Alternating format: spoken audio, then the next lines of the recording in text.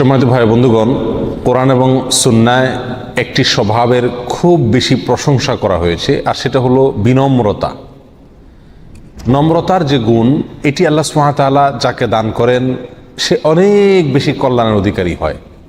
আর যার ভেতরে নম্রতা নাই, বিনম্রতার গুণ নাই, কোমলতার গুণ নাই, সহনশীলতার গুণ নাই, যে ব্যক্তি স্বভাবগতভাবে উগ্র, স্বভাবগতভাবে কঠোর, তেড়া প্রকৃতির, সেই ব্যক্তি কল্যাণের অধিকারী হওয়া তার জন্য খুবই জটিল এবং কঠিন ব্যাপার। নবী আলাইহিস সালাতু ওয়াস সালাম এক হাদিসে বলেছেন জান্নাতীদের প্রসঙ্গে যে জান্নাতি লোক যারা, তারা হবে নিরীহ কিসিমের, সমস্ত আমল ইবাদত করবে কিন্তু স্বভাবগতভাবে তারা থাকবে নিরীহ প্রকৃতির, ঠান্ডা মেজাজের। সবাই তাদের উপরে চাপাবে কিন্তু সে কারোর উপরে চাপাইতে যাবে না।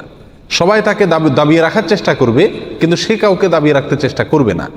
এই নিরীহ প্রকৃতির, বিনয়ী বিনম্র প্রকৃতির লোকেরাই জান্নাতি হয়ে থাকে। আর এর বিপরীতে তিনি বলেছেন জাহান্নামী লোক যারা, তাদের স্বভাব হলো রূঢ় আচরণ করে মানুষের সাথে, সবসময় মানুষকে দমিয়ে রাখার চেষ্টা করে, দাবায় রাখার চেষ্টা করে, নিজে সবসময় উপরে থাকার চেষ্টা করে, এক ধরনের কঠোর স্বভাবের এবং কঠোর প্রকৃতির লোক। কথা কি বুঝতে পারছি ভাই? এই লোকগুলো হলো জাহান্নামী। এই জন্য নম্রতার যে গুণ, এটি আমাদের মধ্যে অর্জন করা একান্ত জরুরি। যার ভিতরে নম্রতা আছে সে আল্লাহর কাছে প্রিয়, বান্দাদের কাছেও প্রিয়, আসমানওয়ালাদের কাছে প্রিয়, জমিনওয়ালাদের কাছেও প্রিয়। আজ এই বিনম্রতার গুণওয়ালা মানুষের বড় অভাব সমাজে দেখা যায়। কথা বোঝা যাচ্ছে ভাই? আমাদের নবী করিম সাল্লাল্লাহু আলাইহি সাল্লামের যে চারিত্রিক বৈশিষ্ট্য এবং সৌন্দর্য ছিল, তার ভিতরে অন্যতম একটি দিক ছিল এটি, অর্থাৎ তিনি ছিলেন অত্যন্ত কোমল মনের এবং বিনম্র মানুষ। এই জন্য আল্লাহ সুবহানাহু ওয়া তাআলা বলেছেন কোরআন কারীমের ভিতরে, ফাবিমা রাহমাতিম মিনাল্লাহি লিনতা লাহুম, আল্লাহর দয়ায়, আল্লাহর অনুগ্রহে আপনি নরম কোমল স্বভাবের হয়েছেন। ওয়ালাউ কুনতা ফাজ্জান গালিযাল কলবি লানফাদ্দু মিন হাওলিক, আপনি যদি রূঢ় প্রকৃতির হতেন, আপনি যদি শক্ত এবং কঠোর মেজাজের হতেন, তাহলে সব লোকগুলো আপনার আশপাশ থেকে সরে যেত, কেউ আপনার আশপাশে আর থাকতো না। গোটা পৃথিবী যে আপনার চতুর্পাশে এসে জমা হয়ে গেছে, এর মূল রহস্য হলো আল্লাহ তাআলা আপনাকে দয়া করে আপনাকে কোমল করেছেন, বিনম্র করেছেন। এই জন্য ভাই, যাদের আচরণ বিনম্র তাদের প্রতি বান্দারাও খুশি, আল্লাহ সুবহানাহু ওয়া তাআলাও খুশি। তারা দুনিয়াতেও সফল কাম হন, আখিরাতেও সফল কাম হন। নবী আলাইহিস সালাতু ওয়াস সালাম বলেছেন সহিহ বুখারীর হাদিসের ভিতরে, ইন্নাল্লাহা ইউহিব্বুর রিফকা ফিল আমরি কুল্লি, ফিল আমরি কুল্লি, সকল কাজে, সকল বিষয়ে আল্লাহ সুবহানাহু ওয়া তাআলা নম্রতা পছন্দ করেন, কোমলতা পছন্দ করেন, সব কাজে, দুনিয়ার কাজেও, আখিরাতের কাজেও, দাওয়াতের কাজেও। অনেকে মনে করেন মানুষকে দাওয়াত দিতে হলে খুব কঠোর হয়ে দাওয়াত দিতে হবে, শক্ত ভাষায় দাওয়াত দিতে হবে, বাজে শব্দ ব্যবহার করতে হবে, আক্রমণ করে কথা বলতে হবে। ব্যাপারটি এরকম না। নবী আলাইহিস সালাতু ওয়াস সালাম বলেছেন, ইন্নাল্লাহা ইউহিব্বুর রিফকা ফিল আমরি কুল্লি, সকল কাজে, সকল বিষয়ে আল্লাহ সুবহানাহু ওয়া তাআলা নম্রতাকে পছন্দ করেন এবং ভালোবাসেন। এর মানে এই না যে আপনি অধীনস্থদেরকে শাসন করবেন না, তাদের সঙ্গে সবসময় নরম হয়ে থাকবেন, সেটি ভিন্ন বিষয়। সাধারণ এবং সচরাচর আমাদের আচার আচরণে, কাজে কর্মে, উঠতে বসতে, সমস্ত কার্যক্রমে আমাদের আচরণ থাকবে নরম এবং কোমল। অন্য এক হাদিসে রাসূল সাল্লাল্লাহু আলাইহি ওয়াসাল্লাম বলেছেন, মাইয়ুহরামুর রিফক ইউহরামুল খায়র কুল্লাহ, যে ব্যক্তিকে নম্রতার গুণ দেওয়া হয় নাই, কোমলতার গুণ দেওয়া হয় নাই, এই গুণ থেকে যে ব্যক্তি মাহরুম, বঞ্চিত হলো, সে সমস্ত যাবতীয় সব ধরনের কল্যাণ থেকে বঞ্চিত হয়ে গেল। আর যে কোমলতার স্বভাব এবং গুণটা অর্জন করতে পারলো, ধারণ করতে পারলো নিজের মধ্যে, সে কি পারলো? সমস্ত কল্যাণগুলোর যেন মালিক নিজে হয়ে গেল, নিজের জন্য করে নিল। সম্মানিত ভাই বন্ধুগণ, নম্রতার সম্পর্কে নবী আলাইহিস সালাতু ওয়াস সালামের এত বেশি হাদিস রয়েছে যে বলে শেষ করা কঠিন। আল্লাহ সুবহানাহু ওয়া তাআলার গুণবাচক নামের একটি হলো রফিক। রফিক এর একটি অর্থ হলো কোমল, বিনম্র, আর সেই গুণটি আমরা অর্জন করা দরকার একজন মুমিন হিসাবে। চতুর্দিকে বদমেজাজি মানুষের ছড়াছড়ি, বিনম্র মানুষের আজ বড় বড় অভাব। কোমল প্রকৃতির, ঠান্ডা মেজাজের, ভদ্র মানুষের, সুন্দর আচরণ করতে পারে সেরকম মানুষের বড় অভাব। অবশ্য বিনম্রতার অভিনয়কারী মানুষের আবার অভাব নাই। অনেকে কোমলতার, বিনম্র হওয়ার কি করতে পারে, ভালোবেস অভিনয় করতে পারে ক্লায়েন্টের সাথে, নিজের কাস্টমারদের সাথে, বা যেখানে স্বার্থ আছে তাদের কাছে, মালিকের কাছে, এরকম বিভিন্ন জায়গা বুঝে নরম এবং কোমল মাটির মানুষ সাজার, অভিনয় করার লোকের সংখ্যা অবশ্য দুনিয়াতে কম নাই।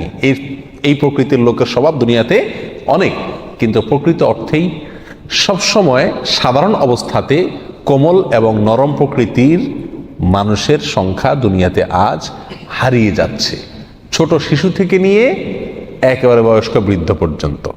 এমন শিশু খুব কমই খুঁজে পাওয়া যায় যে বাপ মা যার সম্পর্কে বলেন যে আমার ছেলেটা, আমার মেয়েটা, আমার পিচ্ছিটা, আমার শিশুটা মাশাআল্লাহ একেবারে ঠান্ডা তবিয়তের।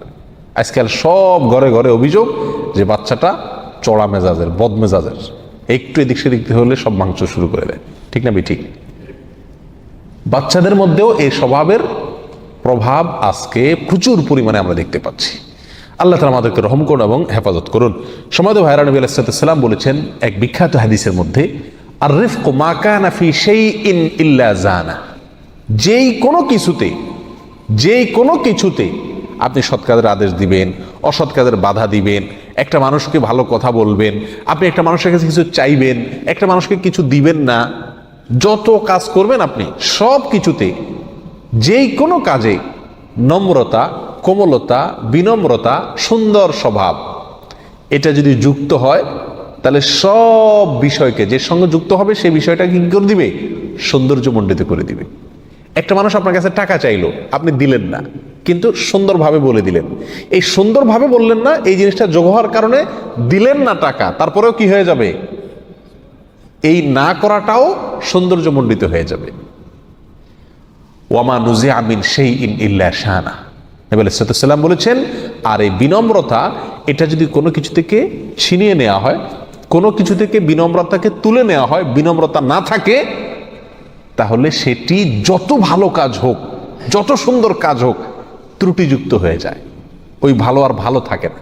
একজনকে আপনি টাকাই দিলেন, সে আপনাকে একটা কিছু বলল, তার কথা আপনি শুনলেন, কিন্তু সেই শোনাটা নম্রতার সাথে হলো না, তেড়ামি করে হলো, ব্যবহার খারাপ করে হলো, তাহলে এই ভালো কাজটাও কি হয়ে গেল? দোষযুক্ত হয়ে গেল। এমন একটা গুণ এই বিনম্রতা, ভালো কাজকে পর্যন্ত নষ্ট করে দেয় যদি এটা না থাকে।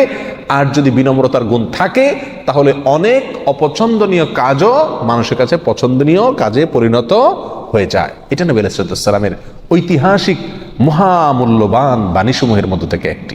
সময়ত ভাইরা, এই জন্য আমরা আচার আচরণে পরিবারের লোকদের সাথে, অধীনস্থ লোকদের সাথে, পরিচিত অপরিচিত লোকদের সাথে, সবার সাথে বিনম্রতার আচরণ করার চেষ্টা করবো ইনশাআল্লাহ। আল্লাহ তাআলা আমাদেরকে সেই তৌফিক দান করুন। এই বিনম্রতার আচরণ নিজের মধ্যে আসার জন্য 3টি কাজ আমরা করতে পারি। নাম্বার 1, যে সমস্ত মানুষগুলো স্বভাবগতভাবে সভ্য, ভদ্র, বিনম্র, কোমল, সহনশীল, উগ্র না, বেয়াদব কিসিমের না, রূঢ় কিসিমের না, এই সমস্ত লোকদের সাথে উঠা বসা করতে হবে। তাদের চরিত্রটা আস্তে আস্তে আস্তে নিজের মধ্যে ইনশাআল্লাহ আসতে থাকবে। এর বিপরীতে আপনি যে লোকের মধ্যে বদ স্বভাব আছে, বদমেজাজির স্বভাব আছে, ঘেউ ঘেউ করার স্বভাব আছে, এই লোকের সাথে যত বেশি উঠা বসা করবেন, তত বেশি তার স্বভাবটা আপনার ভেতরে চলে আসবে। স্বভাব জিনিসটা অনেক সময় সমাজের কারণে, আপনার সান্নিধ্যের কারণে, মেলার কারণে চলে আসে। অনেক সময় সৃষ্টিগতভাবেই কিছু মানুষ একটু রূঢ় স্বভাবের হয়, কিছু মানুষ একটু কোমল স্বভাবের হয়, কিন্তু এই রূঢ়তা এটা যেন সীমানা লঙ্ঘন করে না যায়, সেদিকটা খেয়াল করতে হবে। আর এটার জন্য দ্বিতীয় করণীয় হলো, কোরআন এবং সুন্নায় বিনম্রতার যে ফজিলত এবং মর্যাদার কথা বলা হয়েছে, সেগুলোকে বারবার আলোচনা করতে হবে, শুনতে হবে, জানতে হবে।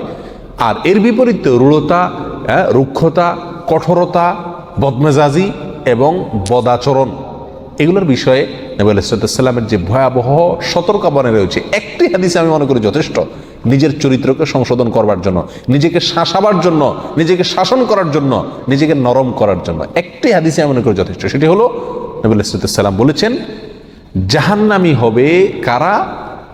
যারা স্বভাবগতভাবে রুক্ষ স্বভাবের, যারা অন্যকে সবসময় দমায় রাখার চেষ্টা করে, যাদের স্বভাবের ভিতরে কোমলতা নাই, বিনম্রতা নাই, এই লোকগুলো জাহান্নামী হবে।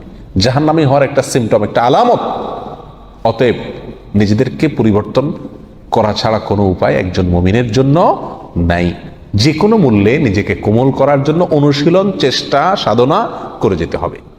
তাহলে দ্বিতীয় করণীয় হলো কোরআন এবং সুন্নাহ নম্রতা, কোমলতার যে ফজিলত এবং মর্যাদার কথা বলা হয়েছে সেগুলো বেশি শুনবো, জানবো।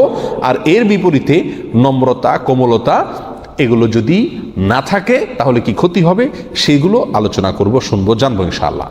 আর তৃতীয়ত আল্লাহর কাছে দোয়া করব। আল্লাহর কাছে কি করব? দোয়া করব যে আল্লাহ আমার মধ্যে আপনি নম্রতার স্বভাবটা দান করুন, আমি যেন বিনম্র হতে পারি, আমার মধ্যে যেন কোমলতা আসে।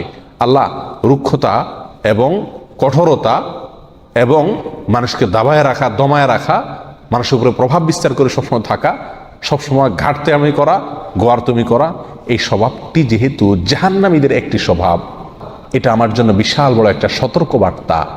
অতএব নিজেকে পরিবর্তন করা ছাড়া কোনো বিকল্প আর নাই। পরিবারের লোকদের থেকে শুরু করে অধীনস্থ লোক, পরিচিত অপরিচিত সব লোকদের সঙ্গে ইনশাআল্লাহ বিনম্রতা এবং কোমলতার স্বভাবটা প্রদর্শন করে চলার চেষ্টা করব।